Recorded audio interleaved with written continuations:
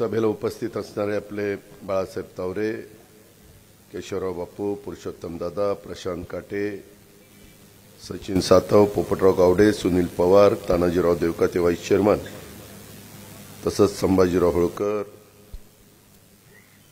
आज या परिसरातले जमलेले माझे अमरसिंह दादा जगताप, रणजित तावरे, अविनाश गोपने, तानाजीराव कोकरे, स्वप्नील जगताप, मंगेश जगताप, संदीप जगताप, अशोक जगताप, अशोक मुळीक, सतीश जगताप, बापूराव कोकरे, विलास कदम, जेपी जगताप, संपतराव जगताप, अप्पासाहेब रानबा जगताप, मोहनराव जगताप, विलासराव टेंगले, हनुमंतराव जगताप, धनसिंगराव जगताप, अनिल जगताप, शिवाजी काका जगताप, रोहित कोकरे, अरविंद जगताप, शामराव जगताप, पोपटराव घुले, सोपानराव महानवर, दिलीपराव कोकरे, डॉक्टर गोविंद कोकरे, अभय जगताप, भूषण जगताप, संग्राम जगताप, विलासप्पा जगताप, बाळासाहेब कोकरे, बाबा जगताप, राजू भोईटे, सचिन जगताप, नारायणराव कोकरे, संजय कोकरे, बाळासाहेब कोकरे, प्रमोद जगताप, चंद्रसेन जगताप, रामभाऊ कोकरे, राहुल कोकरे, सचिन दत्तात्रय जगताप, तुषार कोकरे, धनसिंग कोकरे, दिलीपराव साळुंके, दादासाहेब कोकरे सावकार, सतीशराव कोकरे, ज्ञानेश्वर कोकरे, प्रवीण कोकरे, बलदेव कोकरे, उत्तमराव जगताप, अमित कोकरे, नारायणराव कोकरे, विकास जगताप, सूरज जगताप, शिवाजी कामगाळ, नरेंद्र जगताप, स्वप्नील जगताप, माऊली कोकाटे, भाग्यश्री दायगुडे, योग्यता कोकरे, रेखाताई सोनवणे, रेखाताई जगताप, अलकाताई जगताप, निशाताई शिंदे, अनेक माझ्या पंधारे पंचक्रोशीतील जमलेले विविध गावचे सरपंच, उपसरपंच, सर्व संस्थांच्यावरचे प्रतिष्ठित मान्यवर, पत्रकार मित्र, बंधू भगिनींनो, माझ्या तरुण मित्रांनो, बदिमाला काही तरुण सहकारी मुंबईला भेटायला आले होते. चंद्रशेखर ढाकाळकर होते, सचिन जगताप, संदीप जगताप, गणेश जगताप, प्रमोद जगताप, आणि त्यांनी सगळ्यांनी सांगितलं की दादा तुम्ही आज बारामतीला येत आहे तर आम्हाला एक कार्यक्रम घ्यायचा आहे, आम्हाला शेतकरी मेळावा घ्यायचा आहे आणि त्या निमित्तानं विशेषतः आमच्या इथल्या काही सहकारी मित्रांचा आम्हाला सत्कार करायचा आहे. त्यांनी वेगवेगळ्या क्षेत्रामध्ये मिळवलेला नावलौकिक, आपल्या गावाचा वाढवलेला नाव आणि साहजिकच अशा प्रकारचं ज्यांचं काम असतं त्याचा गावकऱ्यांनी आमच्यासारख्यांना बोलून शाबासकीची थाप टाकली तर त्यांना एक वेगळा हुरूप येतो आणि इतरांच्याही मनामध्ये ईर्ष्या निर्माण होती की आपण पण काही असं केलं पाहिजे की समाजाच्या पुढं, गावच्या पुढं, सगळ्या लोकांच्या साक्षीनं आपला पण सत्कार व्हावा. आज नितीन पोपटराव जगताप उत्कर्ष ग्रुपचे भारतीय शुगर कन्सल्टिंग आणि शुगर इंडस्ट्री यांच्याकडनं best business of the year हा अवॉर्ड त्यांना नॅशनल लेवलचा मिळाला.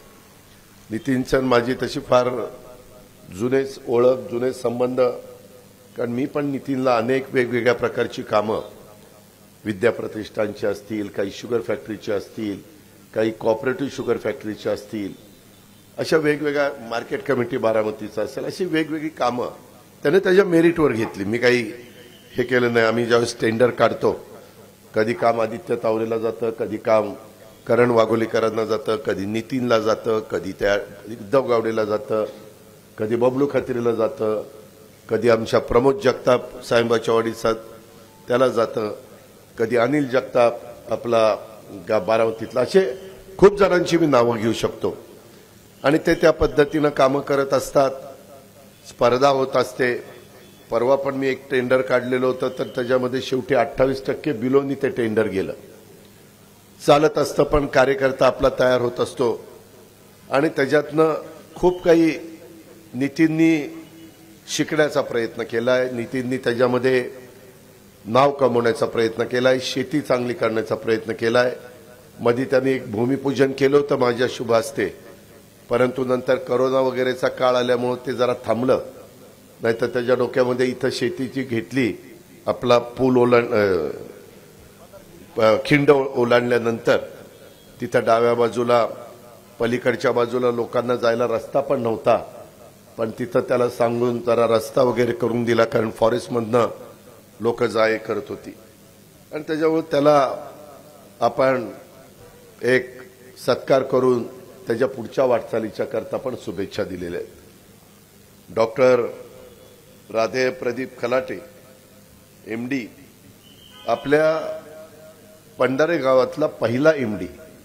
म्हणजे तसं आपल्या गावाला परंपरा खूप मोठी, पण अजूनपर्यंत एवढे वेगवेगळे दिग्गज माणसं, काही कोर्ट झाले, काही आमच्या अर्थ विभागामध्ये कामाला होती, सेल टॅक्समध्ये कामाला होती, खूप जणांची नावं घेता येतील की त्यांनी आपल्या आपल्या परीनं आपल्या आईवडिलांचा नावलौकिक वाढवला, पंढरेकरांचा वाढवला, अनेक नाव कमवलं.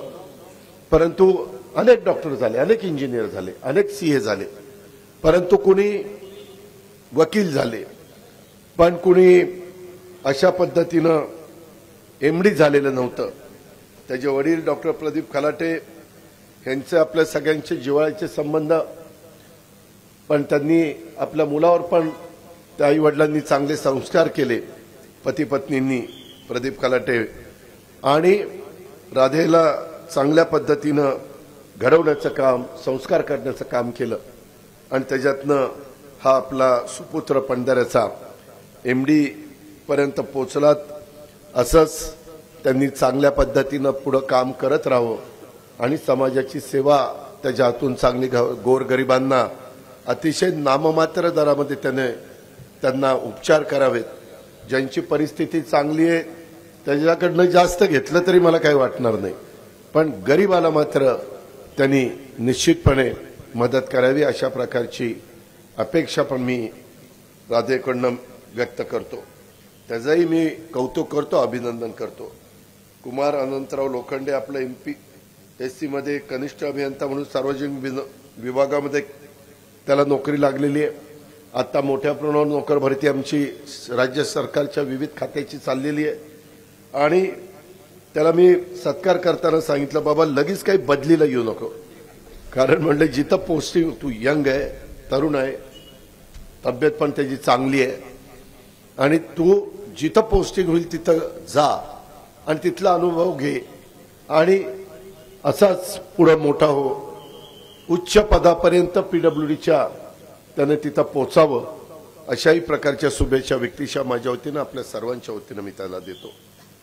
आपल्या माळेगाव सहकारी साखर कारखान्यामध्ये अतिशय चांगल्या प्रकारचे टनेज काढणारे, त्याच्यामध्ये ॲडव्होकेट संजय यशवंत जगताप आहेत, धीरज संजय जगताप आहेत, जनाब जैनुद्दीन साहेबलाल मुजावर आहेत, त्याच्यामध्ये उर्मिलाताई राजेंद्र जगताप आहेत, सोमनाथ नवले, सूर्यकांत रघुनाथ बनकर आहेत, पोपटराव श्रीरंग तावरे आहेत, अंबादास मारुती जगताप आहेत, अरविंद रामचंद्र जगताप आहेत, लक्ष्मण दगडू धोयगुडे, रमेश दत्तात्रय शिर्के, दीपाली मंदार सोलनकर, सिंधू महादेव बनकर, अशा ह्या पंढारे, मानाजीनगर, पवईमाळ, भिकोबानगर, निरावागज, तुमचं सांगवी, माळेगाव, अशा वेगवेगळ्या भागातल्या 72 शेतकऱ्यांनी काळ्या आईची सेवा करत असताना उत्तम प्रकारे टनेज काढण्याचं काम जवळपास 137 मेट्रिक टनापासून 90 टनापर्यंत, मिनिमम 90 आणि मॅक्झिमम 137 आहे, अशा पद्धतीनं यांनी कष्ट घेतलेले. यांचा सत्कार करत असताना मी पण अपेक्षा केली पाहिजे की आपला पण ऊस तेवढा टनेज निघावं. आपण तेवढे टनेज काढू शकत नाही. मी बहुतेकांना विचारलं की तुम्ही कुठली लागण करताय, तर बहुतेकांनी 86-032 सांगितलं. काही ठिबकनी करतात, काही फ्लोनी ऊस आणतात, पण कष्ट घेत आहेत आणि ते खरोखरीच अतिशय अभिमानास्पद आहे आणि त्याच्यातून उत्तम प्रकारची शेती ते करतायत. त्यांचा खरोखरीच माझ्यासारख्याला पण खूप अभिमान आहे. मी या सर्वांचं, आमच्या बंधू भगिनींचं कौतुक करतो आणि त्यांनी असंच टनेज जास्तीत जास्त काढावं आणि आपल्या भागातला, महाराष्ट्रात सर्वात जास्त टनेज काढणारा शेतकरी हा 72 माझ्या बारामती परिसरातला आहे. अशा पद्धतीनं तिथपर्यंत माझा शेतकरी पोचावा ही अपेक्षा देखील मी या निमित्तानं तुमच्या सगळ्यांच्या समोर व्यक्त करतो। मित्रांनो, एकंदरीतच काम करत असताना आपल्याला सगळ्यांना माहिती आहे की ह्या सगळ्या मुलांनी आणि तुम्ही सगळ्यांनी मिळून ही सभा आयोजित केली। मला सभेला थोडा उशीर लागला, त्याबद्दल मी दिलगिरी व्यक्त करतो, पण आज कामं पण खूप होती। आपल्या बूथ ज्या कमिट्या केलेल्या आहेत त्यांचे पण एक मेळावा होता, पत्रकार मित्रांना पण मी वेळ दिलेला होता, बाकीची पण इतर कामं होती, इंडस्ट्रीवाल्यांचं पण धनंजय जामदार आणि त्यांची काही कामं होती। मित्रांनो, एकंदरीतच आज मला वेगवेगळे निवेदनं दिलेली आहेत, त्याच्यामध्ये अनेक जण आहेत। आमच्या भंडाऱ्याचे सरपंच अजय सोनवणे आहेत, मनोज जगताप उपसरपंच आहेत, बाळासाहेब कोकरे धुमाळवाडीचे सरपंच आहेत, अतुल निंबाळकर उपसरपंच आहेत, आमच्या पवईमाळचे कोमलताई, गौरव मुळीक, अशा खूप सहकारी मित्रांनी मानाजीनगर, सोनकसवाडी, कुर्णेवाडी, मसोवानगर, ढाकाळे अशा वेगवेगळ्या सरपंचांनी उपसरपंचांनी त्यांच्या काही अडीअडचणी मी लोकप्रतिनिधी या नात्याने मला निवेदन दिले आहेत आणि इतर पण वैयक्तिक लोकांनी दिलेले आहेत। मी फार ती बारकाईने चाळत होतो आणि जी इथल्या इथं मार्गी लावायची ते हनुमंत पाटलांना आणि आपल्या प्रांताला बीडीओला सूचना ज्या द्यायच्या त्या दिलेल्या आहेत। बाकीच्या पुण्याच्या आणि मुंबईचे आहेत ते मी घेऊन जाईल, कारण उद्या मी रायगडला आहे, परवा नव्या मुंबईला आहे, 13 युगपुरुष छत्रपती शिवाजी महाराजांची जयंती आहे।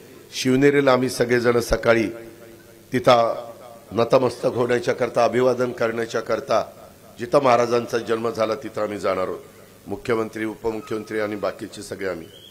मित्रांनो, पुरंदर उपसा सिंचन योजनेचे पण लाईन टाकून पाणी तळ्यात सोडण्याच्या बद्दल काही माझ्या सहकारी मित्रांनी निवेदन दिलेलं आहे। खरं तर मी आत्ता जनाई सिरसाई पुरंदर उपसा सिंचन योजना ह्याचं फार चांगल्या प्रकारचं नियोजन केलेलं आहे, त्याला पहिला निधी लागत होता। तुम्हाला आश्चर्य वाटेल, पुरंदरला मला 60 कोटी लागले आणि डुबल जनाई सिरसाईला मिळून किती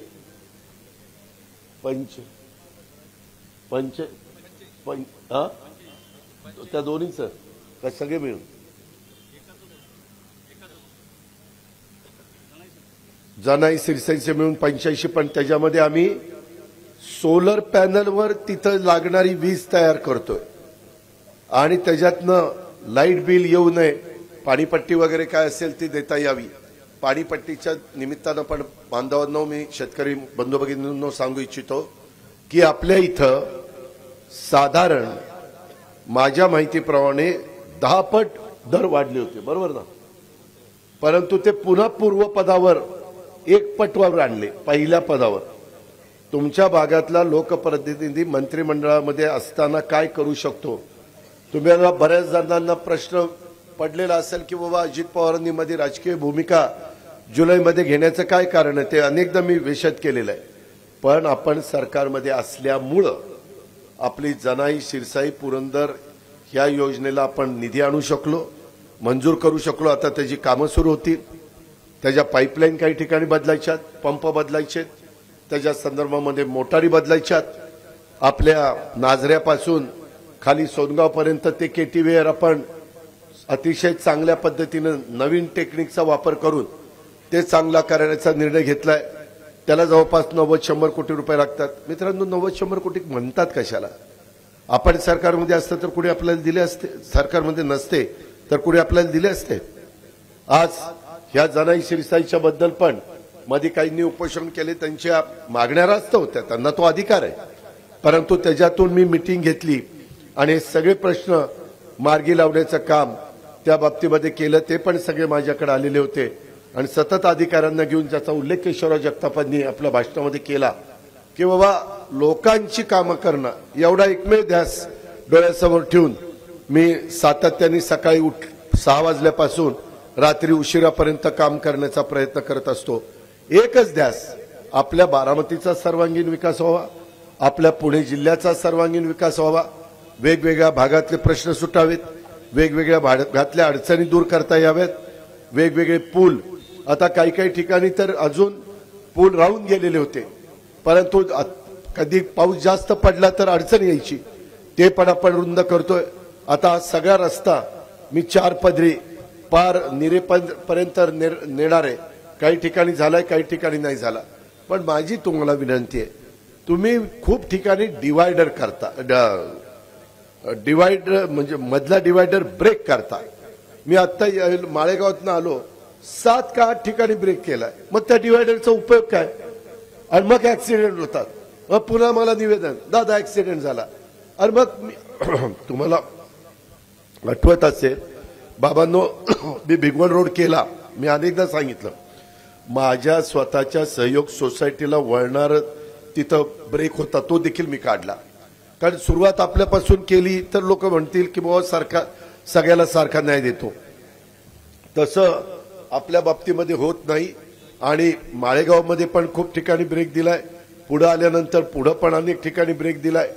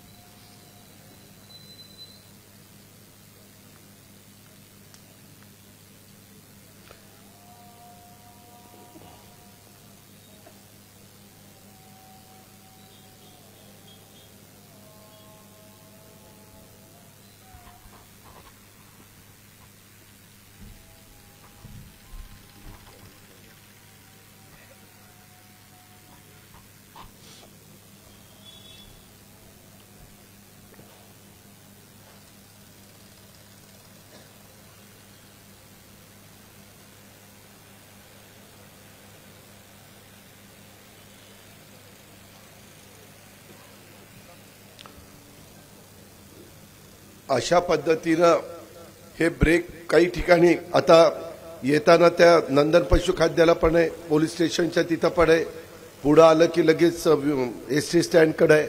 असं करून नाही चालणार. इथं पीडब्ल्यूडीचे जर अधिकारी असतील तर त्याची त्यांनी नोंद घ्यावी. आणि लोकांनाही विनंती करतो की बाबांनो, तुमच्या माझ्या घरातल्या कुटुंबातल्या सदस्यांचा जीव हा व्यवस्थितपणे आपल्याला वाचवायचा असेल तर आपल्याला शिस्त ही पाळावी लागेल. कुठेही फटकन गाडी येतील. काही काही ठिकाणी इतके कमी त्याचं वळायला जागा ठेवली की डबल ट्रेलर वगैरे घातला की आणखीन काहीतरी गोंधळ होईल. महाराष्ट्रात देशात काही पद्धत आहे. डिवायडर टाकल्यानंतर साधारण किती फुटावर ब्रेक असला पाहिजे, तर आपण इतकं जवळजवळ टाकतो, त्याचा मग काही डिवायडरचा उपयोग असायचं कारण नाही. ह्याची पण नोंद कृपा करून तुम्ही घ्या. आणि त्याच्यातनं अजून पुढचे जे काही ब्रिजेस आहेत, बाकीच्या सगळ्या गोष्टी आहेत, त्या अधिक रुंद करण्याचं माझा स्वतःचा प्रयत्न चालू आहे. तशा प्रकारचं काम मी करतोय. काही काही ठिकाणी छोटे पण पुलाची मागणी होती, ते पण आम्ही कॅनॉलवर टाकून दिले. कॅनॉलवर अनेक ठिकाणी आपण ब्रिजेस टाकले. आपल्या नीरा नदीवर आपण मोठ्या प्रमाणावर पूल बांधण्याचं काम केलेलं आहे. अजूनही काही पुलांची कामं चाललेली आहेत. ही पण गोष्टीची नोंद आपण सगळ्यांनी ह्या निमित्तानं घ्यावी. त्याचबरोबर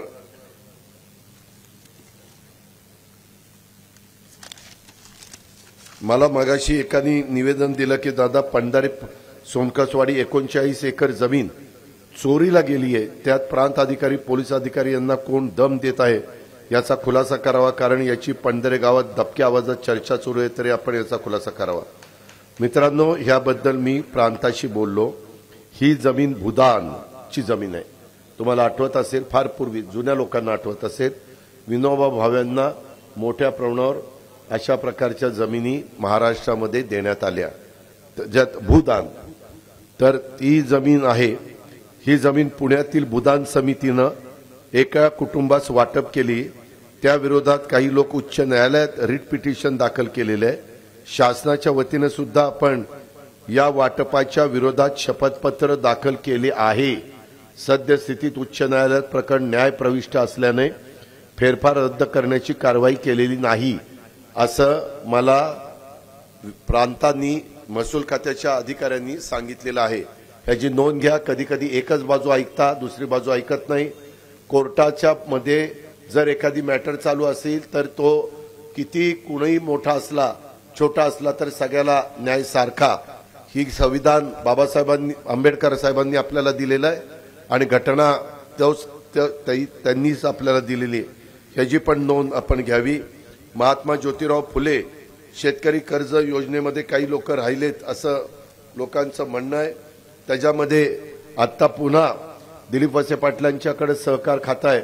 मी आढावा घेत असतो मुंबईमध्ये, त्यावेळेस मी त्यांना सांगितलं की बाबा 50,000 रुपये जे वेळेत परतफेड करतात त्या काहींना अजून मिळाले नाहीत, ती काय लिस्ट असेल ती द्या, आम्ही ताबडतोब ते पैसे अकाउंटला वर्ग करतो.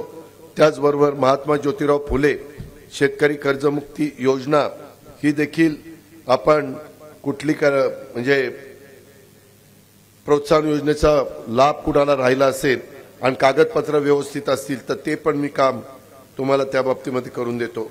दुसरं एक सोनकसवाडी येथील रेल्वे भूसंपादन नकाशावरील रेडी रेकनरमधील चुकीमुळे लगतच्या गटांना जादा आणि आम्हाला कमी दर मिळालाय. प्रांत एवढं हे तपासून घ्या. त्याच्यामध्ये आशा स्वयंसेविका, ह्या आशा स्वयंसेविकांनी तर जाईल तिथं नको नको केलंय, जाईल तिथं गुलाबी साडी.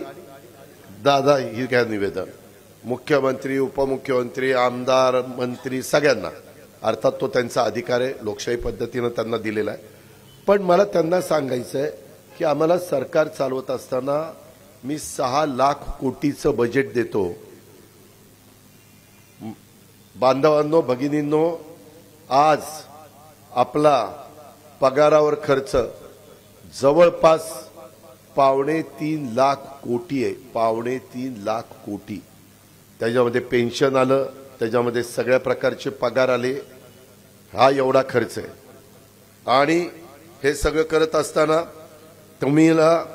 आम्ही तुमच्या कामावर रक्कम दिलेली आहे. मध्ये कुणीतरी परस्परच कुणाला विश्वासात न घेता काही जाहीर केलं असं कानावर आलं.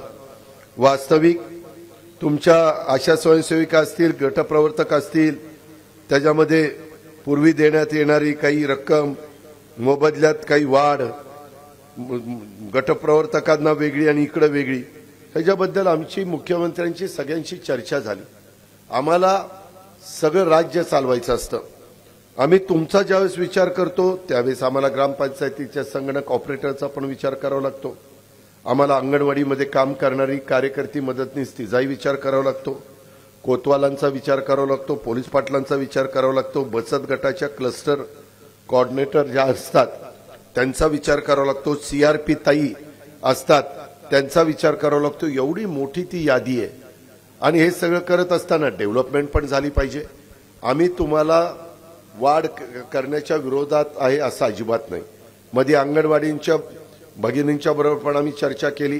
त्यांना एक मोबाईल आणि काही पेन्शन आणि काही गोष्टी आम्ही मान्य केल्या. त्यांनी ऐकलं, त्या कामाला आल्या आणि त्यांनी कामाला सुरुवात केली. अशा स्वयंसेविका गटप्रवर्तकांमध्ये एकनाथराव शिंदेच्या ठाण्यामध्ये गेल्या, तिथं त्यांना भेटल्या, जाईल तिथं त्या भेटतात. बहिणींनो, तुम्ही आमच्या बहिणीच आहेत, त्याबद्दल दुमत असायचं काही कारण नाही. पण कारण नसताना तुम्ही हे ताणू नका तुटेपर्यंत. आम्ही देखील 1-2 पावलं मागे सरकतो, तुम्ही 2 पावलं मागे सरका आणि मार्ग काढून द्या. मी त्याच्यामध्ये तुम्हाला मुख्यमंत्री उपमुख्यमंत्रीशी बोलून सगळं काही सहकार्य करायला तयार आहे. त्याबद्दल तीळमात्र शंका बाळगू नका. पण हे आम्हाला असंच पाहिजे असं म्हटलं तर नाही चालत. कधी अनेकदा काही ठिकाणी मागण्या होतात, ते 10-12 मागण्या देतात आणि मग त्याच्यातल्या काही थोड्याशा मान्य केल्या जातात, काही सांगितलं जातं की ही मागणी आम्हाला मान्य करता येणार नाही, असं आपण पुढे सरकतो. तसा विचार माझ्या अशा स्वयंसेविकांनी केला पाहिजे. मी शिवजयंती झाल्यानंतर दुसऱ्याच दिवशी आमचं 1 दिवसाचं अधिवेशन आहे, मुंबईतच आहे. ते अधिवेशन घेण्याचं कारण देखील आपल्याला माहिती आहे की समाजामध्ये वेगवेगळे घटक, आम्हाला आरक्षण मिळालं पाहिजे ही भूमिका मराठा समाजाची आहे, ही भूमिका धनगर समाजाची आहे, ही भूमिका लिंगायत समाजाची आहे, ही भूमिका वेगवेगळ्या घटकाची आहे. त्या संदर्भामध्ये आंदोलनं चालली, ती आपण पाहिली. त्याच्यामध्ये स्वतः राज्याच्या मुख्यमंत्र्यांनी छत्रपती शिवाजी महाराजांची शपथ घेऊन सांगितलं की मी राज्याचा प्रमुख या नात्याने ह्याच्यातनं मार्ग काढतो। मागास आयोगाचं नेमणूक करण्यात आली, त्यांनी आजच सकाळी मुख्यमंत्री उपमुख्यमंत्र्यांकडे अहवाल दिला। मी आज बारामतीच्या दौऱ्यावर होतो म्हणून मला त्या कार्यक्रमाला जाता आलं नाही, पण माझं सकाळी CM-DCMशी बोलणं झालेलं आहे आणि त्याच्या संदर्भामध्ये 20 तारखेला काहींचं म्हणणं होतं की 15 तारखेला तुम्ही अधिवेशन घ्या, परंतु मागास आयोगाचा अहवाल आल्यानंतर त्याचा अध्यादेशामध्ये रूपांतर करण्याच्या करता त्याच्या काही नियम असतात, त्याचे काही कायदे असतात, त्याचे काही कागदपत्र असतात आणि ते सगळं करून बिल त्याचं करावं लागतं आणि मग ते बिल सभागृहात मांडावं लागतं आणि मग ते पास करावं लागतं, अशी ती प्रोसिजर आहे। मागे देखील एकदा झालेलं होतं, परंतु ते टिकलं नाही। पृथ्वीराज बाबांच्या काळात, नंतर पुन्हा झालं देवेंद्रजींच्या काळात, ते हायकोर्टात टिकलं पण सुप्रीममध्ये टिकलं नाही। आता सुप्रीममध्ये पण टिकावं, हायकोर्टात टिकावं, अशा पद्धतीनं स्वतः एकनाथराव शिंदेंनी पुढाकार घेतला। आम्ही त्यांना पूर्णपणे सपोर्ट केला, पूर्णपणे सहकार्य केलं आणि वेगवेगळ्या मान्यवरांची, वेगवेगळ्या समाजाची वेगवेगळी मागणी होती, त्याही मागण्या लक्षामध्ये घेतल्या। पण आता काही जणांचं एक समज असा झाला की सरकार मुद्दाम चालढकल करतं। मित्रांनो, हे सरकार सर्वसामान्यांचं सरकार आहे। मुद्दाम चालढकल करून काय आम्ही मिळवणार आहे आणि काय आम्हाला मिळवायचं आहे? त्यामध्ये मागं दोनदा वेगळी घटना घडली, म्हणून शेवटी आपलीच मुलं आहेत, आपलीच मुली आहेत, आपल्याच महाराष्ट्रातली आहेत, त्यांच्याच करता आपण प्रयत्न करतोय, इतरही घटकांच्या करता आपण प्रयत्न करतोय। पण काही सुप्रीम कोर्टाने गेलेल्या डायरेक्टिव्ह त्या पण अभ्यास करावा लागतो, त्याचा पण तज्ज्ञ वकिलांशी सल्लामसलत करावी लागते, ॲडव्होकेट जनरलची सल्लामसलत करावी लागते, असं त्या सगळ्या बाबी आहेत। पण मी आपल्याला सांगतो की उद्याचं 20 तारखेचं अधिवेशन एक दिवसाचं, खरं आमचं अधिवेशन 26 तारखेचं आहे, वोट अँड अकाउंटचं 26, 27, 28, 29 असं 4 दिवसाचं अधिवेशन आहे। कारण मार्चच्या पहिल्या आठवड्यात आचारसंहिता लागली तर 31 मार्चपर्यंत मी सगळ्या गोष्टीची मंजुरी करून घेतलेली आहे, पगार आणि सगळ्या काही बाबी। मात्र हे एप्रिल, मे, जून, जुलै 4 महिन्याचं वोट अँड अकाउंट नाही करून घेतलं तर पगार एप्रिलचे थांबतील, मेचे थांबतील, जूनचे थांबतील, जुलैचे थांबतील आणि 5 वर्षांनी निवडणुकीच्या काळात असा प्रसंग येतो, जसं आता लोकसभेने त्यांचं vote and account Nirmala Sitharaman अर्थमंत्री महोदयांनी मंजूर केलं, मान्य करून घेतलं आणि त्यांचं अधिवेशन संपलं। ही बाब आपण लक्षात घ्या। म्हणून आरक्षणाच्या करता 20 तारखेला खास अधिवेशन, जो शब्द एकनाथराव शिंदे साहेबांनी दिलेला आहे, सरकारच्या वतीने दिलेला आहे, तशा पद्धतीनं ते अधिवेशन होणार आहे आणि मग 26 तारखेपासून वोट अँड अकाउंटचं अधिवेशन होणार आहे। त्याच्यामुळं आपण काही वेगळा त्याच्यातनं अर्थ काढू नका, वेगळा गैरसमज करू नका। आम्ही अनेकांना विनंती केली किंवा हे चाललेलं आहे, हे नियमात बसण्याच्या करता आपण करतोय, उपोषण आता करू नका, अधिवेशन नाही घेतलं तर गोष्ट वेगळी, परंतु प्रत्येकाला आपला स्वतःचा अधिकार आहे काय करावं काय करू नये आणि तो संविधानाने दिलेला आहे। परंतु आम्ही खूप प्रयत्न केला, स्वतः मुख्यमंत्र्यांचे संबंधित लोक सतत त्यांच्याशी संपर्कात होते, काही आम्ही विभागीय आयुक्त, कलेक्टर, SP यांनाही तिथं पाठवलं, परंतु संबंधित मनोज जरांगे ऐकण्याच्या मनस्थितीत नव्हते आणि हे सगळं चित्र आपण टीव्हीमध्ये पाहत होतात, त्याच्यामध्ये कुणालाही त्याच्यात त्रास व्हावा अशा प्रकारची भावना मित्रांनो अजिबात राज्य सरकारची नव्हती। ही पण बाब मी या निमित्तानं आपल्याला सगळ्यांना सांगतो। मित्रांनो, आज कालवा सल्लागार समितीच्या संदर्भातली मी माहिती घेतली, आपला उन्हाळा व्यवस्थित जावा असा माझा प्रयत्न आहे। तुम्ही सगळ्यांनी मला सहकार्य करा, काटकसरीनं पाण्याचा वापर करा। तुम्ही जर काटकसरीनं पाण्याचा वापर केला तर रब्बीच्या नंतर जे आम्ही उन्हाळी हंगामातलं पाणी सुरू करू ते जवळपास नशिबाने आपल्याला साथ दिली तर पावसाळा सुरू होईपर्यंत मी कॅनॉल सुरू ठेवण्याचा प्रयत्न करणार आहे। पण ह्याच्यामध्ये तुमचं सहकार्य पाहिजे। तुम्ही रात्री अपरात्री जरी दारं तुम्हाला मिळालं, पाणी मिळालं तरी थोडंसं जागून भरणं काढलं पाहिजे। त्याच्यामध्ये आता बिबट्या आला इकडं, ती एक पंचायत झाली। मी आजच पोलिसांना फॉरेस्टच्या लोकांना सांगितलेलं, मोहिते लोणकर आपले जी कराटेचीच मुलगी आहे, ह्या सगळ्यांना फॉरेस्ट ऑफिसर आहे, अशा सगळ्यांना सांगितलेलं आहे आणि तिथं पण आपण लक्ष ठेवून आहोत. परंतु ते एक आपलं महत्वाचं काम आपण करतोय. तर ह्या सगळ्या गोष्टी कशामुळे होतात? आपण सरकारमध्ये आहे म्हणून होत आहे. जनाई असेल, शिरसाई असेल, अजून काही पाण्याच्या बद्दलचं माझं काम चाललेलं आहे. डुबललाच त्याचं चौदरवाडी आणि मगरवाडी ना त्या भागामध्ये पाणी उचलण्याच्या करता तिथं अजून काही उंबरओढा आणि काही मागणी आलेली आहे.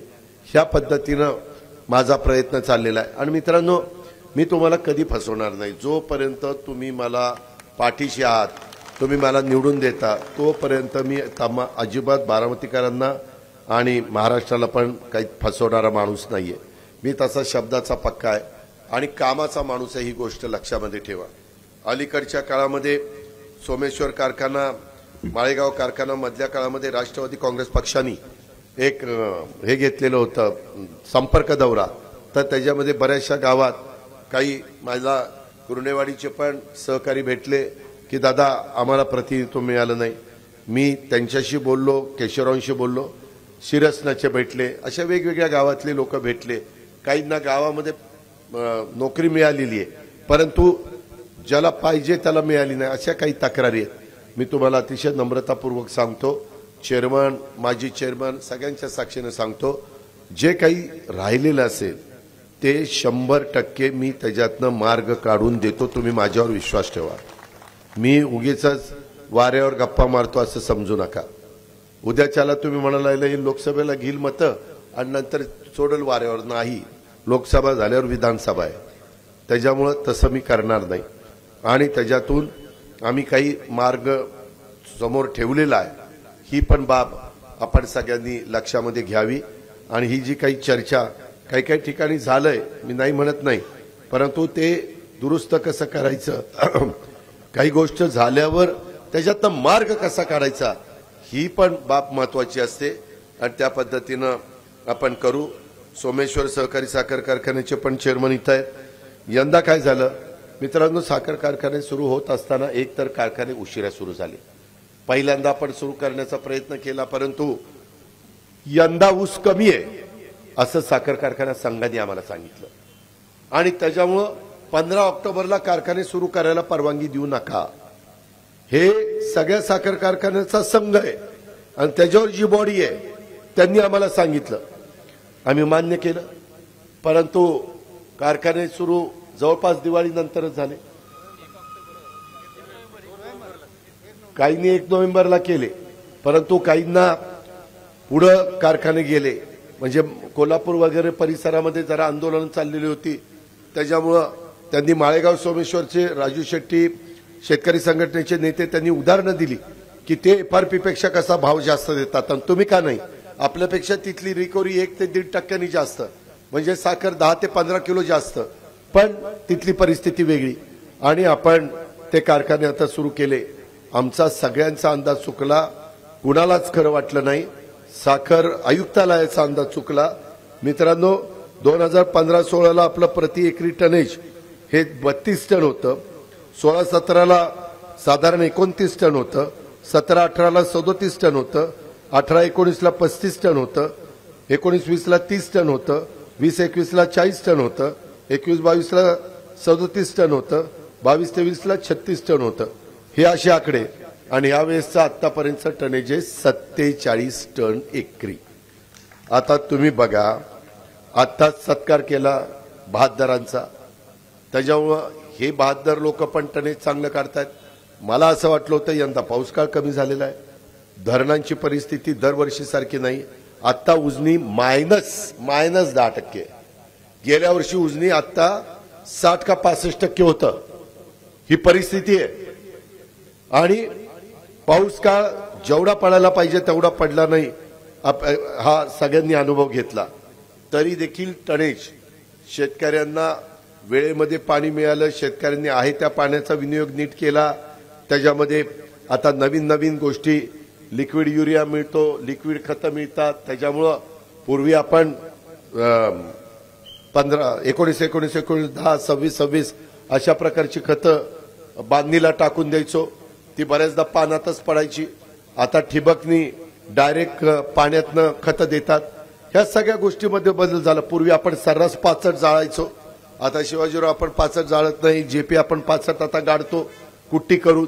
त्यांनी पण आपल्या जमिनीचा पोत सुधारायला लागलेला आहे. अशा काही काही गोष्टी झाल्या नाही असं म्हणता येणार नाही.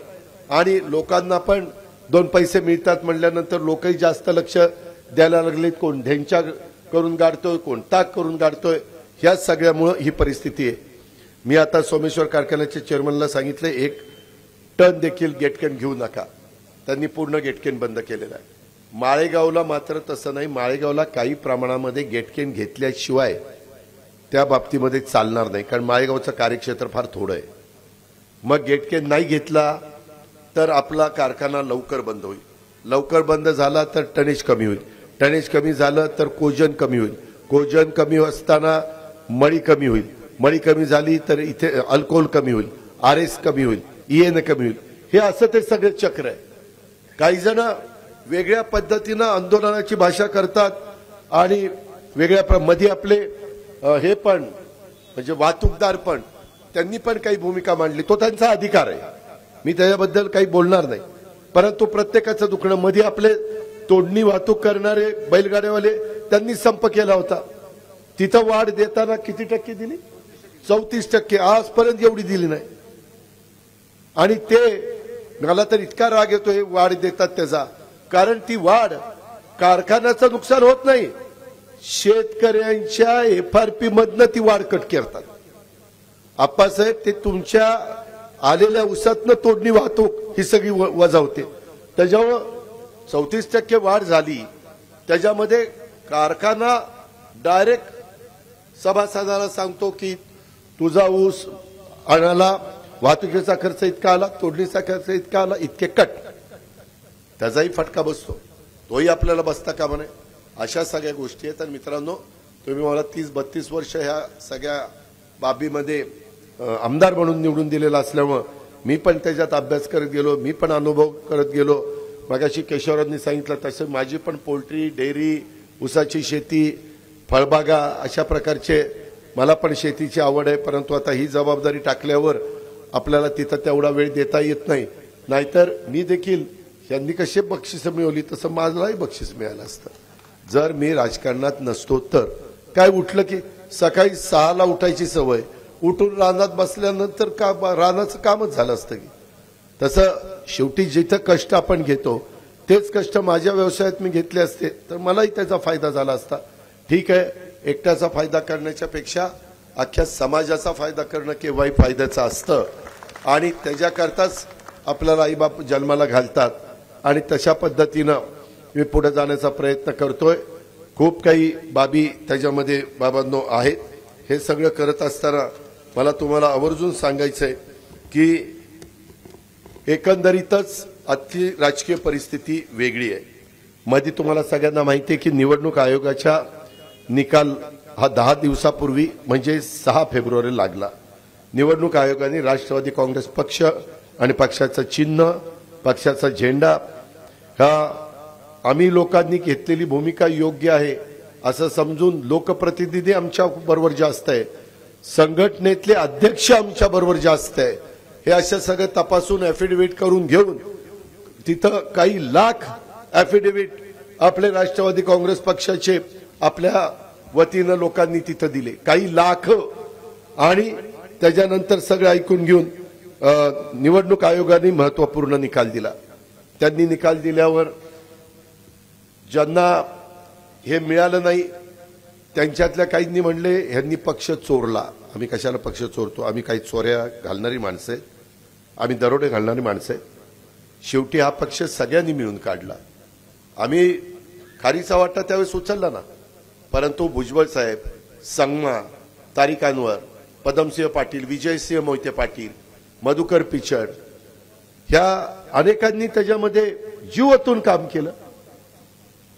आम्ही पण काम केलं. बारामतीमध्ये मला तुम्ही 91ला खासदार केला दिलं निवडून आणि लगेचच काही कारणानिमित्त मला राजीनामा द्यायला सांगितला. गरजेचा होता, मी दिला. मी त्याच्यात आडेवेडे घेतले नाही. आणि नंतर मला आमदार केलं. त्याच्यामध्ये आमदार झाल्यानंतर मी आमदारकीची कामं करायला लागलो. मित्रांनो, हे सगळं करत असताना तुम्ही आठवा 67ला आपल्या इथं एक नवीन नेतृत्व पुढे आलं. 67, 72, 78, 80, 85 आणि 90 ह्या सगळ्या काळामध्ये एकंदरीत तालुक्याचं राजकारण कसं होतं.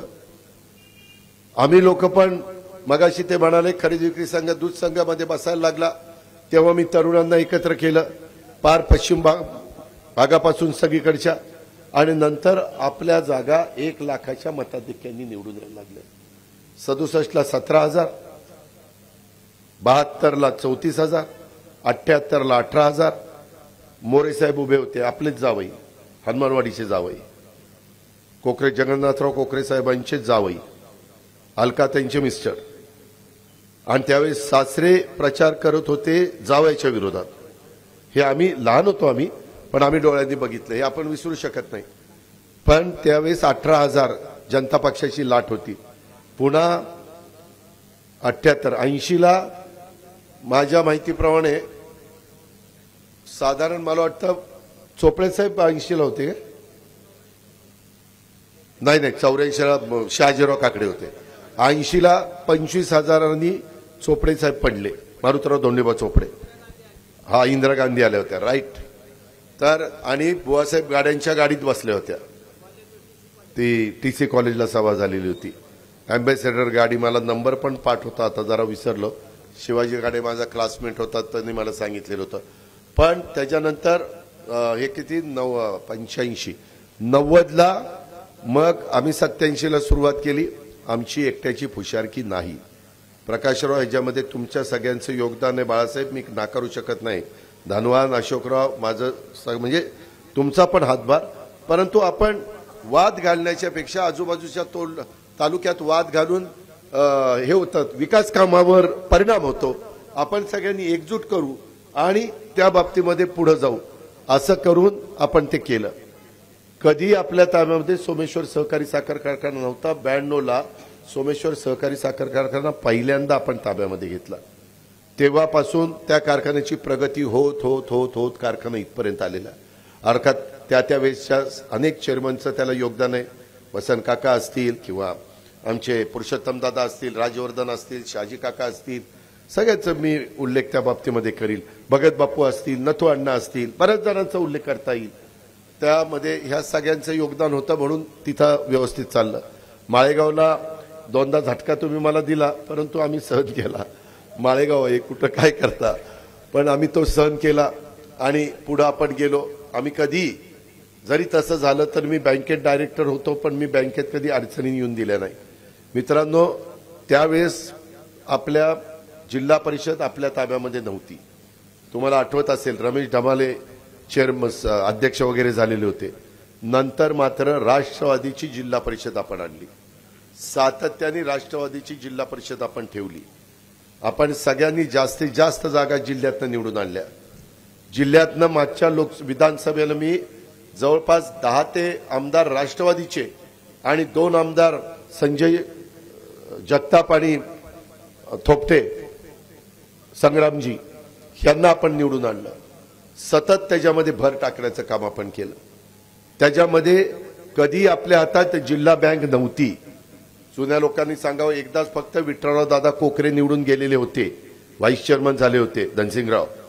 त्याच्यानंतर कधी बँक आपल्या ताब्यामध्ये नव्हती. तुम्ही सगळ्यांनी मला मतं दिली, बँक आपण ताब्यामध्ये घेतली. काही अडचणीमुळे मला राजीनामा द्यावा लागलाय, परंतु आजही बँकेत आपल्या विचाराची लोक आहेत. तिथंही बँकेचा उपयोग माझ्या जिल्ह्याला कसा होईल, माझ्या बचत गटांना कसा होईल, माझ्या शेतकऱ्याला कसा होईल, माझ्या बळीराजाला कसा होईल. 0% व्याजाने कर्ज पुरवठा आपण द्यायला सुरुवात केली आणि सावकाराच्या दारात जायला लागू नये, ही आपली भूमिका. ह्या गोष्टी आपण केल्या. अनेक बाबतीमध्ये पिंपरी चिंचवड महानगरपालिका मोरे साहेबांच्या नेतृत्वाखाली होती. तुम्ही सगळ्यांनी साथ दिली. तिथं 25 वर्ष महानगरपालिका निर्विवादपणे आपली आपण आणली. पुणे महानगरपालिका सुरेशभाई कलमणींच्या ताब्यात होती. त्याच्यात आम्ही लक्ष घातलं. 10 वर्ष महानगरपालिका आपण आपल्या ताब्यामध्ये आणली. त्याच्यामध्ये आपल्या राजलक्ष्मी भोसले असतील, वैशाली बनकर असतील, चंचला कोधरे असतील, त्याच्यात जगताप प्रशांत असेल आणि दत्ता दणकोडे असतील, ह्या सगळ्यांना महापौर केलं. जिल्हा परिषदेमध्ये तर वेगवेगळ्या समाजाला संधी दिली. आपल्या इथं नाना देवका त्यांना पण त्यांचा मतदारसंघ हा राखीव झाला तरी दुसरीकडे निवडून आणलं. आमचा सुनील भगत उभा राहिला, आमचे डोले उभे राहिले, मला वाटतं काळे पण उभे राहिले, परंतु आपण ताकद लावली, तिथं निवडून आणलं. सतीश मामाला उपाध्यक्ष केलं, अध्यक्ष केलं. मी परवा म्हणलं मामा काय चुकलं, मग अजून काय करायला पाहिजे होतं, मग माझ्यावर राहिलं असता. नाही दादा तसं काही नाही, आता नका काढू दादा काही. तर काय यांना म्हणावं, राव जीवाचं रान केलं. मी कधी माझ्या इलेक्शनला फिरलो नाही एवढं मामाला बाळासाहेबांच्या विरोधात त्या जिरायत भागात अंजनगावला सुप्याला फिरलो राव, पहाटे 4-4 पर्यंत. आणि हे बघा हे असलं चाललंय. म्हणजे हे जे काही आहे एस.एन. बापूंना तर सोयच नाही बाबाची. काय त्यांच्या मनात आहे. प्रत्येक वेळेस बापूला किती वर्ष युवकांचा अध्यक्ष ठेवलं. बापूंचा मुलगा युवक झाला तरी बापू युवकचे अध्यक्ष होते, हायगच केली नाही. हा तुम्ही आठवा जरा. म्हणजे इतकं सगळ्यांना कुठेही भेदभाव नाही, कुठेही जातपात नाही, कुठेही काही नाही. आता ह्या सगळ्या गोष्टी करत असताना आमच्यावर आरोप होतात. वास्तविक निवडणूक आयोगाने निर्णय दिला. वास्तविक 15 तारखेला काल आपल्या विधानसभा अध्यक्षांनी त्या ठिकाणी निर्णय दिला. त्याच्यामध्ये विधानसभा आयोग, निवडणूक आयोग आणि विधानसभा अध्यक्षांनी निकाल कोणाच्या बाजूने दिला आणि कोणाच्या बाजूने दिला नाही, हा कागदपत्र तिथं काय त्याच्यावर ते सगळं अवलंबून असतं. परंतु नेहमी त्याच्यात माझा म्हणणं आहे की खऱ्याचा सत्याचा त्याच्यामध्ये निकाल त्यांच्या बाजूने लागतो. निवडणूक आयोग आणि विधानसभा अध्यक्षांनी दिलेला निकाल आम्ही विनम्रपणे स्वीकारला. आम्ही त्याचा उत्माद केला नाही. ठीक आहे, जबाबदारी आपली वाढलेली आहे. आपल्याला शेतकऱ्यांचं हित बघायचंय. दूध उत्पादक शेतकऱ्यांचं दुधाचे दर कसे वाढतील हे आपल्याला बघायचंय. ऊसाचे कसे जास्तीत जास्त दर मिळतील ते बघायचंय. कांद्याचे प्रश्न आल्यानंतर कांद्याला अनुदान द्यायचंय, धानाला अनुदान द्यायचंय. इतक्या वेगवेगळ्या प्रकारच्या गोष्टी कृषी विभागाच्या तर्फे आज पण काहींनी मला वाटतं जेपी का कुणी दिलं की ह्याचं अनुदान मिळालं नाही ठिबकचं, तर ते पण आता गेल्यानंतर मी कृषी मंत्री धनंजय मुंडे साहेबांशी बोलून काय आमच्याकडनं राहिलंय का केंद्राचा हिस्सा ऐसा राहिला ते तपासून घेतो आणि तेही सोडतो. मी कुठंही त्याच्यामध्ये तुम्ही दिलेल्या निवेदनाच्या संदर्भात कुठं अडचणी येऊन देणार नाही. माझी आपल्याला सगळ्यांना विनंती की आत्ताच्या काळामध्ये ही परिस्थिती यायला नको होती. त्या बाबतीमध्ये आम्ही म्हणतोय की बाबा आता नरेंद्र मोदींच्या शिवाय देशाला पर्याय नाहीये.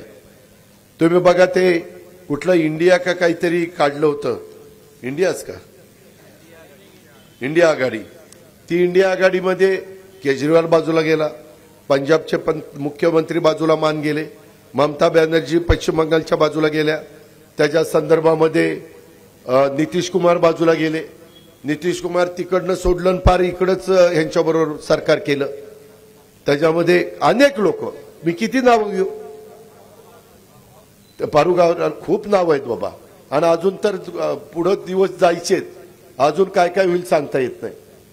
परवा अशोकराव चव्हाण 2दा मुख्यमंत्री होते, ते त्या ठिकाणी गेले म्हणजे भाजपमध्ये. आज अशोकरावांचा नांदेड आणि आपल्या हिंगोलीमध्ये वट आहे. त्याच्यामध्ये त्यांचा विचाराचे आमदार ते जास्तीत जास्त त्या ठिकाणी आणतात. अरे कुत्र कोणी सोडलं बघा बाबा तिच्या आईला. त्यामध्ये ह्या सगळ्या गोष्टी इथं होत आहेत. मित्रांनो, मी आपल्याला सांगतो, मी तुमची कामं इतके वर्ष का करू शकलो, तर मला तुमच्यामुळे सरकारमध्ये जाण्याची संधी मिळाली. 5-5 वेळेला मी उपमुख्यमंत्री झालो. आमदारांचा रेटा हा वरिष्ठांना असायचा. मी ह्यावेळेस विरोधी पक्ष नेता होत नव्हतो. तुम्ही विचारा सगळ्या आमदारांना. आमदारांनी लेखी पत्र दिलं, अजित पवार विरोधी पक्ष नेताच केला पाहिजे, आम्ही दुसऱ्याला स्वीकारणार नाही. त्याला माझा दोष आहे. भुजबळ साहेबांनी, मुश्रीफ साहेबांनी, दिलीप वळसे पाटलांनी सगळ्यांनी सांगितलं अजितला करा. आता जर लोकशाहीमध्ये मी नको म्हणत असताना ते करतात, मला नाईलाजाने स्वीकारावं लागलं आणि स्वीकारलेली जबाबदारी मी चांगल्या पद्धतीनं पार पाडण्याचा मनापासूनचा प्रयत्न करतो.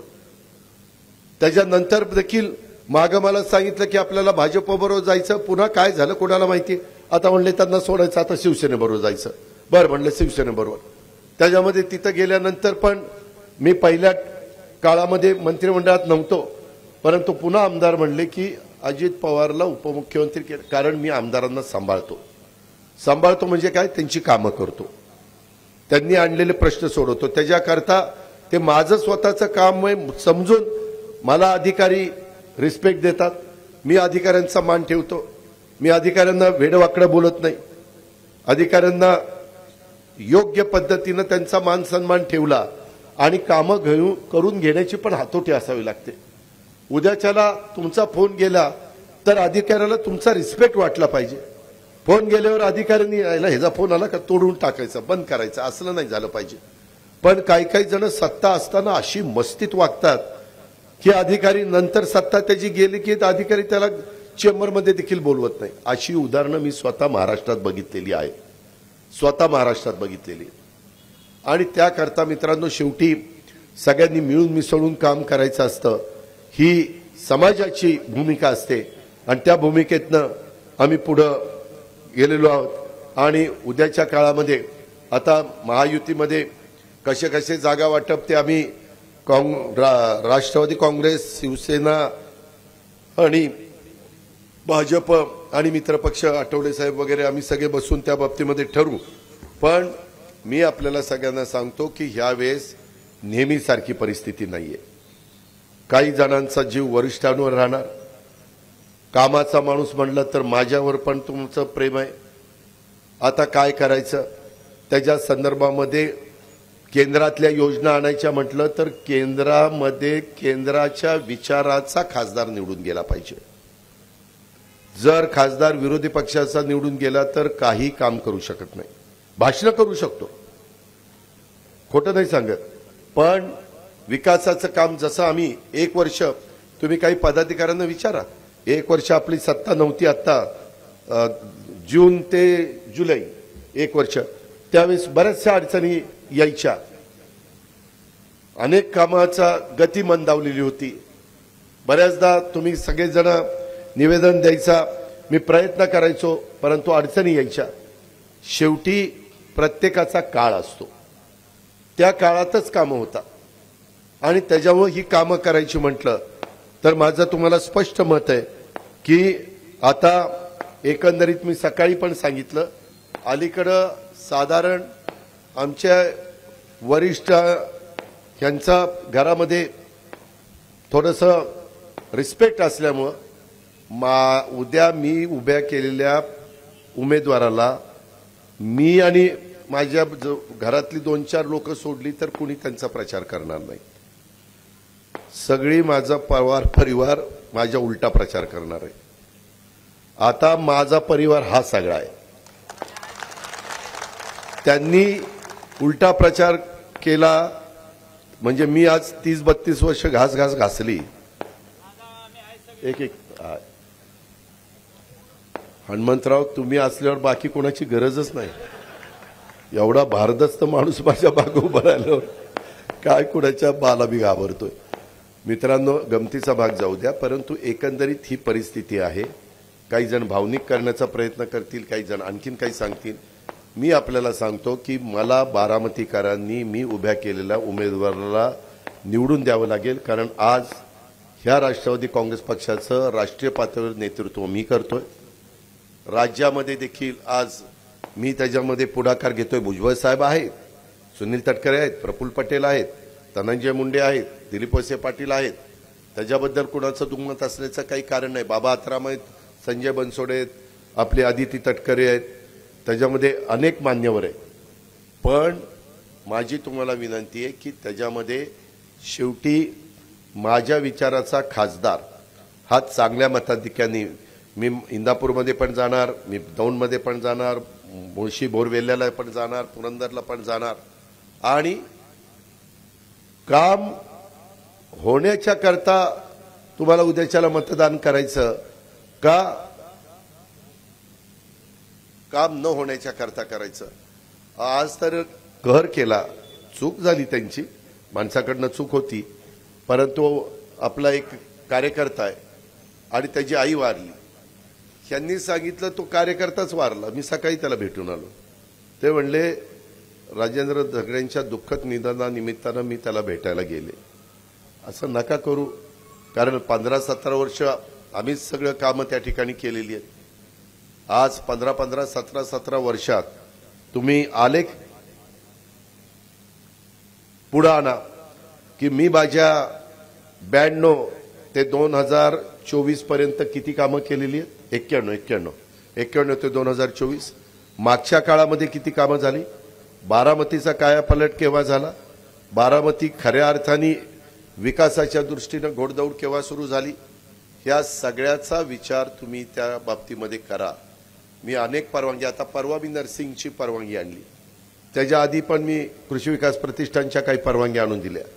आता कृषी विकास प्रतिष्ठानचा रस्ता मी 10 मीटरचा त्या पुलावरून गेलो ना की जुना रस्ता आपण कॅनॉलचा गणपतराव बापूंची वस्ती आहे ना, तो अक्षरशः 10 मीटरचा रस्ता करतो. कामामध्ये मी खोटं नाही सांगत, आजच्या घडीला तर माझी बरोबर करणारं आत्ताच्या घडीला तर कोणी नाहीये. पण तुम्ही मला साथ दिली पाहिजे. मी शेतकरी मेळाव्याच्या निमित्तानं सांगतो, मी शेतकऱ्यांच्या पोटी जन्माला आलेला कार्यकर्ता आहे. मी पण शेतकरी आहे. त्याच्यामुळं शेतकऱ्यांना कधी माझ्याकडनं वाऱ्यावर सोडलं जाणार नाही. शेतकऱ्यांचं हित, कामगारांचं हित. आता उद्याच्या 2 तारखेला माझा प्रयत्न आहे 6 विभागामध्ये 6 नमो रोजगार मेळावे हे महाराष्ट्रामध्ये होणार आहेत.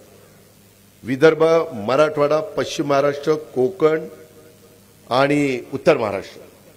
त्याच्यातला विदर्भातले 2 म्हणजे अमरावती विभाग आणि नागपूर विभाग. त्याच्यातला पश्चिम महाराष्ट्रातला मेळावा मी बारामतीमध्ये घेतोय. का तर इथल्या मुलांना आणि पश्चिम महाराष्ट्रातल्याही सगळ्या मुलांना त्याचा उपयोग व्हावा. आज त्याच्यातनं काही हजारो तरुण तरुणींना रोजगार मिळतील. परदेशी कंपन्या येणार आहेत, परराज्यातल्या कंपन्या येणार आहेत, जिल्ह्यातल्या कंपन्या येणार आहेत, राज्यातल्या येणार आहेत, सगळे कंपन्या येणार आहेत. साधारण 5 कोटी रुपयाचं बजेट आहे आमचं आणि त्या पद्धतीनं आपण करतोय. इतर पण वेगवेगळ्या गोष्टी आहेत, त्या सगळ्या आपल्या चालूच आहेत. माझी तुम्हाला विनंती आहे की मी अतिशय स्पष्ट बोलणारा कार्यकर्ता आहे.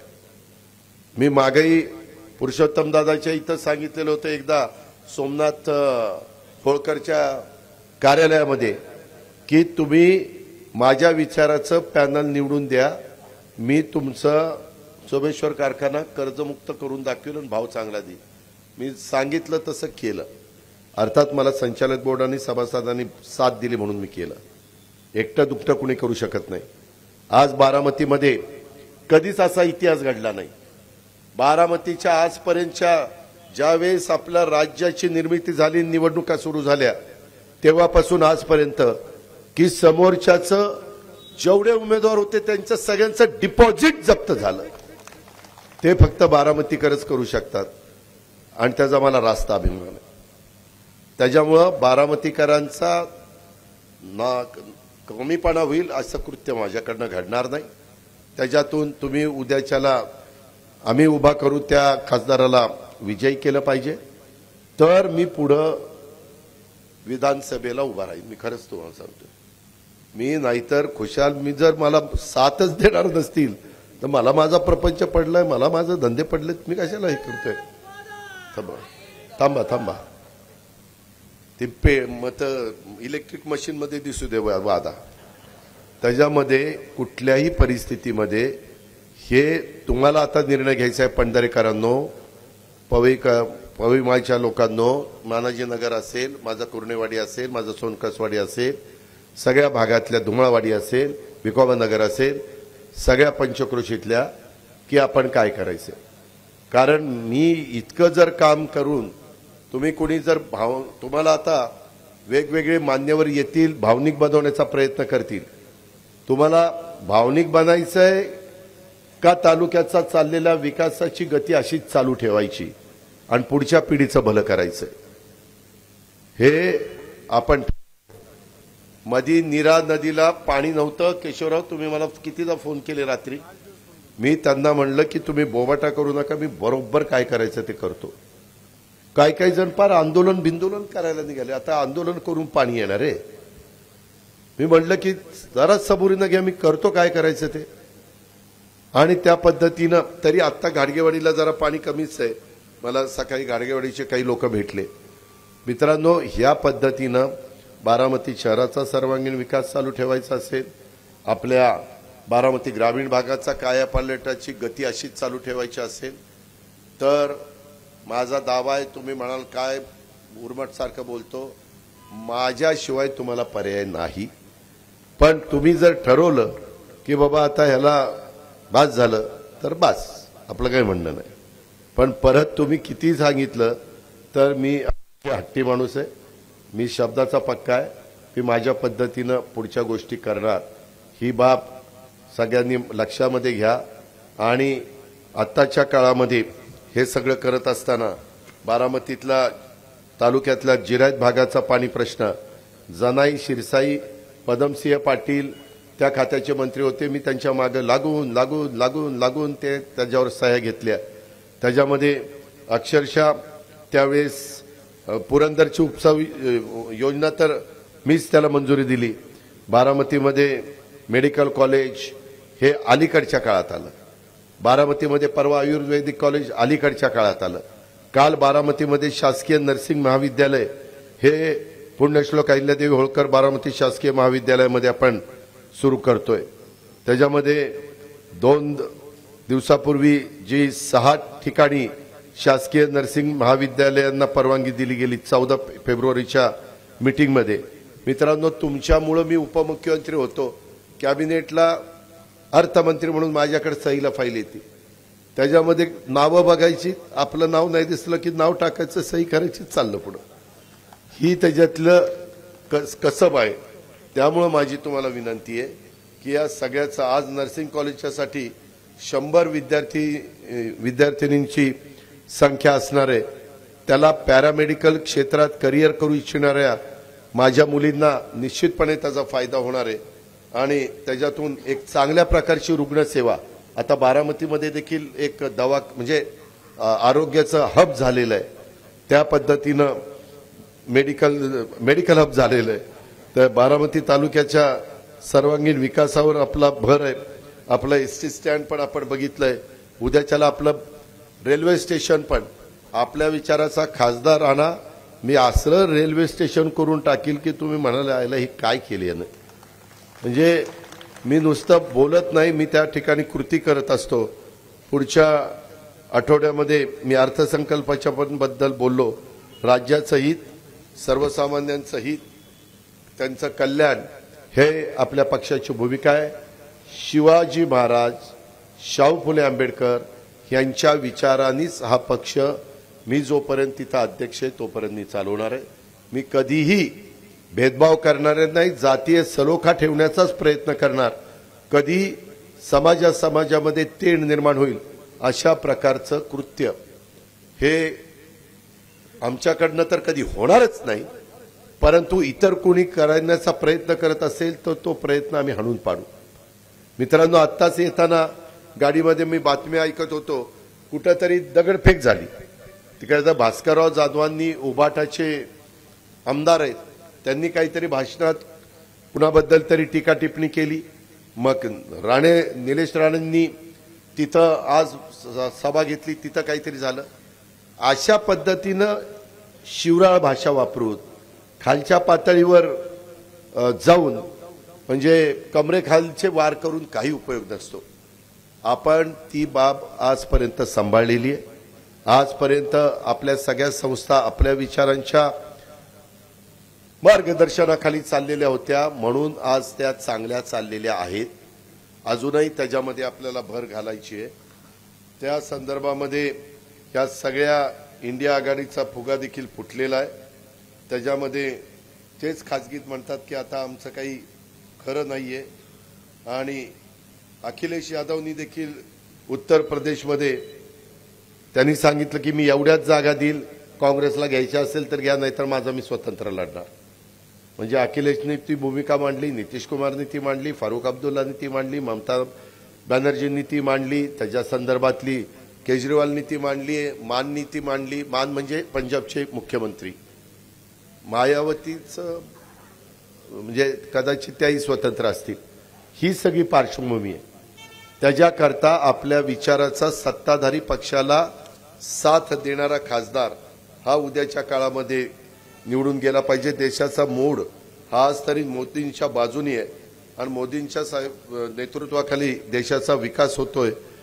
$1 ट्रिलियन. मोदी साहेब ज्यावेळेस $5 ट्रिलियन देशाची अर्थव्यवस्था करतात. मी पण अर्थमंत्री तुमच्यामुळे 7-8 वर्ष आहे.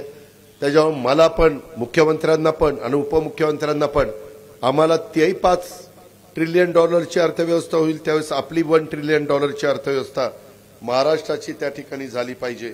हा आमचा सगळ्यांचा कटाक्षाने प्रयत्न आहे. आणि त्याच्यातनं खूप वेगवेगळ्या पद्धतीनं लोकांना रोजगार निर्माण होतात. आपलं विजन क्लिअर आहे. कधी आपण कोणाला वाऱ्यावर सोडत नाही. सर्व घटकांना बरोबर घेऊन आपण त्या ठिकाणी पुढे चाललेलो आहे. पक्षाच्या ध्येय धोरणांशी, विचारांशी कधी आपण त्या ठिकाणी तडजोड करणार नाही.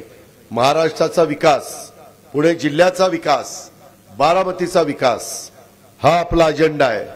त्या अजेंड्यामध्ये कुठल्याही प्रकारचा बदल होऊ शकत नाही. आणि माझं काय झालंय, मला पहिल्या 5 वर्षाचा अनुभव, दुसऱ्या 5 वर्षाचा अनुभव, प्रत्येक वेळेस त्याच्यात भर पडत गेली आणि त्याच्यावर कामं कशा पद्धतीनं मंजूर करायची ह्याची फार मोठी नॅक ही मला समजलेली आहे. आणि त्याच्यामुळं आपल्याला ह्या सगळ्या विकास पाहायला मिळतोय. राज्याच्या विकासासाठी सर्वांना बरोबर घेऊन आपल्याला काम करायचं आहे. स्वर्गीय यशवंतराव चव्हाण साहेबांच्या विचाराचं काम, त्या सुसंस्कृत महाराष्ट्राची निर्मिती आणि समाजातल्या वंचित, दुर्बल, प्रगतींचा विचार करणारं काम आपल्याला सगळ्यांना करायचं आहे. मी मगाशीच, तुम्ही काही जण असाल काही जण नसाल, परंतु मुलींना 8 लाखाच्या आत उत्पन्न ज्यांच्या आईवडिलांचं आहे त्या मुलींना, कुठल्याही जाती धर्माची ती मुलगी असो, त्या सगळ्यांना तिचं शिक्षण मोफत करण्याचा आपण निर्णय घेतलेला आहे. मोफत. त्याच्यावर आता गरिबाची मुलगी असेल, तिला मेडिकलला जायचं असेल तर तिचा खर्च सरकार करणार. तिला इंजिनिअरिंगला जायचं असेल, इतके दिवस मागासवर्गीय आणि आदिवासी आणि काही प्रमाणामध्ये इतर घटकाला त्याचा बेनिफिट मिळत होता. परंतु आता समाजातल्या सर्व जाती धर्माच्या गरिबांना, मग आमचे अल्पसंख्याक असो किंवा अल्पसंख्याकामध्ये देखील फार हुशार मुली, मी ज्यावेळेस लिस्ट बघतो फार मेरिटच्या मुली त्याच्यामध्ये, असा फायदा ह्या आपल्या महायुतीच्या सरकारने केलेला आहे. संघर्ष करणं, संकटाशी लढणं हा राष्ट्रवादीचा धर्म आहे. आणि त्या पद्धतीनं नव्या दमाच्या कार्यकर्त्यांना काम करण्याची संधी ही मी इथून पुढच्या काळामध्ये देण्याचा प्रयत्न करणार आहे. हे वर्ष निवडणुकीचं वर्ष आहे. त्याच्यावर नेटाने आपल्याला सगळ्यांना काम करावं लागणार आहे. राष्ट्रवादीचा विचार घराघरामध्ये पोहोचवण्याचं काम आपल्याला सगळ्यांना करावं लागणार आहे. आणि ते करण्याच्या करता तुमच्या सगळ्यांच्या आशीर्वादाची गरज, तुमच्या सगळ्यांच्या पाठिंब्याची गरज. खऱ्या अर्थाने महाराष्ट्रामध्ये बारामती तालुका जो झपाट्याने प्रगती करत पुढे चाललेला आहे, त्या प्रगतीला कुठं खीळ बसू नये हा सर्वस्वी निर्णय हा माझ्या बारामतीच्या मतदारांनी घ्यायचा आहे. तुम्ही बाकीच्या इंदापूर तालुका, दौंड तालुका, पुरंदर तालुका, खडकवासला तालुका किंवा भोरवेल्ला, मुळशी तालुका त्याची काळजी करू नका. मी आज तुम्हाला सांगतोय, इथं मंदिर आहे, मंदिराच्या साक्षीनं सांगतोय, मी जो उमेदवार उभा करणार आहे या 5 विधानसभा मतदारसंघात तो उमेदवार लीडवर असेल. कारण दौंडमध्ये आपला ग्रुप आहे, राहुल कुलांचा ग्रुप आहे. राहुल कुल महायुतीचा घटक आहे. त्याच्यामुळं तिथं निश्चितपणे तिथली पण कामं मी यंदा म्हणजे अलीकडे खूप केलेली आहे. तीच गोष्ट इंदापूर तालुक्यामध्ये हर्षवर्धन पाटील जरी भाजपचे असले तरी आज ते त्याचे घटक आहेत. जिथं भाजपचा उमेदवार महायुती उभी करेल तिथं राष्ट्रवादीच्या लोकांना मतदान करायचंय. मात्र जिथं राष्ट्रवादीचा उमेदवार असेल तिथं भाजपच्या मतदारांनी राष्ट्रवादीला मतदान करायचंय. त्याच्यामुळे तिथं बहुतेक इंदापूर तालुक्यातले मीच त्यांना मदत करत आलेलो आहे आजपर्यंत. तीच गोष्ट आपल्या खडकवासला तर भाजपचा बालेकिल्ला आहे. मागच्या वेळेस मित्रांनो आपला लोकसभेचा गेल्या वेळेसचा उमेदवार 65,000 मायनस होता तिथं, 65,000.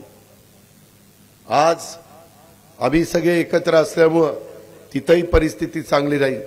तीच परिस्थिती पुरंदरच्या बाबतीमध्ये आत्ताच पुरंदर उपसा सिंचन योजना बाकीच्या सगळ्याला मी मदत करतोय आणि पालकमंत्री या नात्याने पण मी ह्या प्रत्येक तालुक्यामध्ये निधी देण्याचा प्रयत्न केलेला आहे आणि पुढेही पालकमंत्री या नात्याने मीच त्यांना मदत करत राहणार आहे. त्याच्यामुळं बोरवेलला मुळशी असेल त्याच्या संदर्भातलं हे बाकीचे तालुके असतील ह्या प्रकारची साधारण परिस्थिती आहे. आता मलाही बघायचं आहे की बारामतीची आता कसोटी आहे. बारामती विकासाच्या पाठीशी उभे राहतात का भावनिक मुद्द्याच्या पाठीशी उभे राहतात हे मी उद्याच्या येणाऱ्या निवडणुकीमध्ये बघणार आहे. माझी तुम्हाला पुन्हा पुन्हा आग्रहाची विनंती आहे की अजून ही सगळी आपला सर्वांगीण विकास करून घेण्याच्या करता अजून सातत्याने तुमचा माझा बारामती तालुका राज्यामध्ये विकासाच्या बाबतीमध्ये पहिल्या क्रमांकाचा तालुका राहण्याकरता आपण सगळ्यांनी मला साथ द्या, आशीर्वाद द्या. तुम्ही म्हणाला अजित तू नुसताच बोलतोय, उमेदवार कोण? उमेदवार तर सांग. उमेदवार जोपर्यंत आमची महायुती एकत्र बसून कुठल्या जागा कुणाकुणाला हे ठरवत नाही तोपर्यंत मला उमेदवार जाहीर करता येत नाही.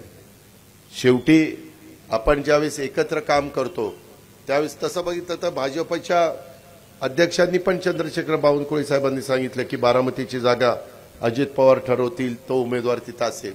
तो त्यांचा मनाचा मोठेपणा आहे. मी त्याबद्दल त्यांना धन्यवाद देतो, आभार त्यांचे मानतो. पण लवकरच आम्ही त्याच्या संदर्भामध्ये बसू. तुम्ही संपर्क एकमेकाशी ठेवा. तुम्ही त्याच्यामध्ये जे काही असेल ते खुल्यापणाने करा.